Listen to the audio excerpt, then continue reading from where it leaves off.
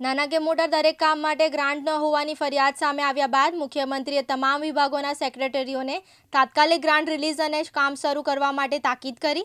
ભેટમાં ફાળવેલી ગ્રાન્ટો માર્ચ મહિનામાં અંત સુધીમાં વાપરવાની સૂચના આપવામાં આવી છે. પ્રજાહિત માટે ગ્રાન્ટ સમયસર ઉપયોગ થાય તે પણ ખાસ સૂચવવાનું હોવાનું પ્રવક્તા મંત્રી જીતુ વાઘાણીએ જણાવ્યું છે. વધુમાં તેમણે જણાવ્યું કે અમદાવાદથી મૌદા સુધી 200 કરોડના ખર્ચે તૈયાર થયેલા રોડ પર તિરાડ દેખાતા મુખ્યમંત્રીએ સુઓટો મોટો લઈને સેક્રેટરીને તાત્કાલિક રિપેરિંગ કરવા સૂચના આપી.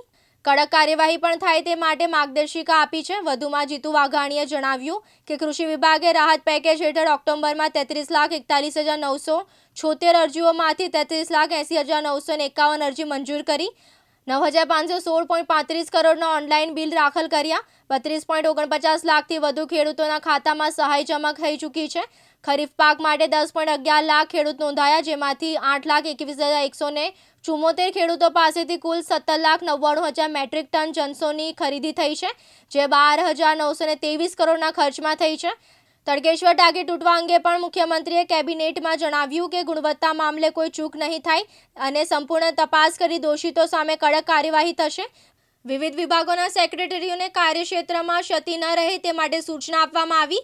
સરની કામગીરી પર વિપક્ષના આક્ષેપ અંગે જણાવાયું કે ચૂંટણી પંચ નિષ્પક્ષ રહેશે અને ખોટા આક્ષેપો કરવાથી કોંગ્રેસ જનતાનો પ્રેમ મેળવી શકશે નહીં. કોંગ્રેસ ખોટા આક્ષેપ કરવાનું બંધ કરે તેમ જીતુ વાઘાણીએ જણાવ્યું. ચૂંટણી પંચ આખી પ્રક્રિયા જોઈ રહી છે. પ્રક્રિયા હજી શરૂ છે અને ચૂંટણી પંચ નિષ્પક્ષ કામ કરતું હોય છે. હમણાં તારીખ પણ વધી છે. હવે તારીખોમાં પણ અલગ અલગ પ્રકારે હું જે જાણું છું એ પ્રકારે નોટિસ આપવાની, એના પુરાવા રજૂ કરવાની, આ બધી જોગવાઈઓ છે. લોકશાહીમાં ચૂંટણી પંચની કાર્યવાહી એ ખૂબ મહત્ત્વની હોય છે અને જે પ્રક્રિયાઓ શરૂ છે, પ્રક્રિયા પૂરી જ નથી થઈ. પણ હું એટલું ચોક્કસ કહી છે કે આક્ષેપો કરવાથી, ચૂંટણી પંચ ઉપર આક્ષેપો કરવાથી કે ભાજપ ઉપર આક્ષેપો કરવાથી જનતાનો પ્રેમ ક્યારેય કોંગ્રેસ જીતી શકવાની નથી.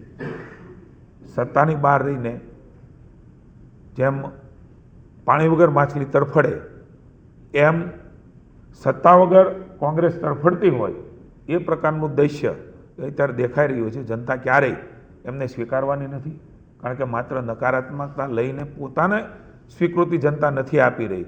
પોતે જે કામો કરેલા છે આજે પણ જનતા ભૂલતી નથી. શાસન ઘણા વર્ષો સુધી રહ્યું છે. 30 વર્ષથી શાસનથી બહાર રહી એક વ્યક્તિ જાય, એક વ્યક્તિ આવે, એક વ્યક્તિ જાય, એક વ્યક્તિ આવે. રાજ્યની જનતા શાણી જનતા છે.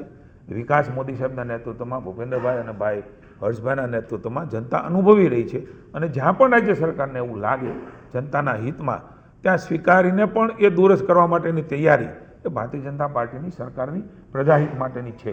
આપણે જણાવવું છે કે ધ્યાન હોય એવું નહીં, ધ્યાન છે જ. એમના કારણે આરએનબીએ જે પ્રકારે મુખ્યમંત્રીશ્રીએ પગલાં લેવડાવ્યા છે, આજે કોન્ટ્રાક્ટરો એમાં ટેન્ડર ભરતા પણ મુશ્કેલીમાં આવી ગયા છે. જે ભૂતકાળમાં નાની મોટી ગડબડી કરતા હોય એ પ્રકારના એસઓઆર, એ પ્રકારની ક્વોલિટી માટેના રૂલ્સ આપ પણ જાણો છો, એ પ્રકારની ક્વોલિટીના કામ પણ થઈ રહ્યા છે. એ જ પ્રકારે બધે સુધારો કરવા માટેની વાત એ મુખ્યમંત્રીશ્રીએ કરી છે. તમે જે વાત કરી એ વાતની અંદર અલગ અલગ પ્રકારે એજન્સીઓ અલગ અલગ વિભાગમાં એ કામ કરતી હોય છે અને કોઈ વાર કોર્ટ લિટિગેશનના કારણે પણ કેટલીક વાર એમને એમાં કોઈ રાહત મળતી હોય છે.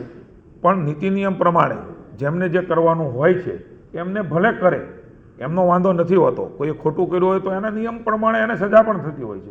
પણ ગુણવત્તામાં બાંધછોડ ન થાય એ પહેલી પ્રાયોરિટી હોય છે. પણ કોઈ એક જગ્યાએ બ્લેકલિસ્ટ થયા હોય, એની જગ્યાએ એમને કામ આપ્યું હોય, આવું કોઈ મારા ધ્યાનમાં નથી. વ્યવસ્થાઓ છે લોકશાહીની, કોઈ એક ડિપાર્ટમેન્ટમાં બ્લેકલિસ્ટ થયા હોય તો બીજી જગ્યાએ ભરી શકતા હોય છે. ક્યારેક બધી જગ્યાએથી એને ડિબાર કરતા હોય છે. એ આખો વિષય એ ટેકનિકલ છે. Thank you. દ્વારા નવા ઇનોવેટિવ પગલાઓ ટેકાના ભાવે ખરીદવા માટેના થયા છે. જે ખેડૂતને ખરીદી થતી હોય તેની ચકાસણી માટે સૌપ્રથમવાર આધાર ઇનેબલ્ડ બાયોમેટ્રિક ફેસ ઓથેન્ટિફિકેશન પ્રક્રિયા થકી જ ખરીદી કરવામાં આવી રહી છે, જે સૌપ્રથમવાર ગુજરાત રાજ્યમાં છે. ખેડૂતો માટે નોમિનીની સુવિધા પણ કરવામાં આવી છે.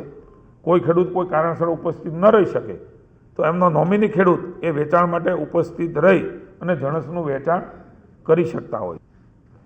બધા જ ચૂકવણાઓ આપ સૌના ધ્યાનમાં છે એમ સીધા જ બેંક ખાતામાં મોદી સાહેબે ડીબીટીની જે શરૂઆત કરી, ડાયરેક્ટ બેનિફિટ ટ્રાન્સફર, એનો સૌથી મોટો બહોળો લાભ આજે સીધા જ લાભાર્થીઓને રાજ્યમાં મળી રહ્યો છે.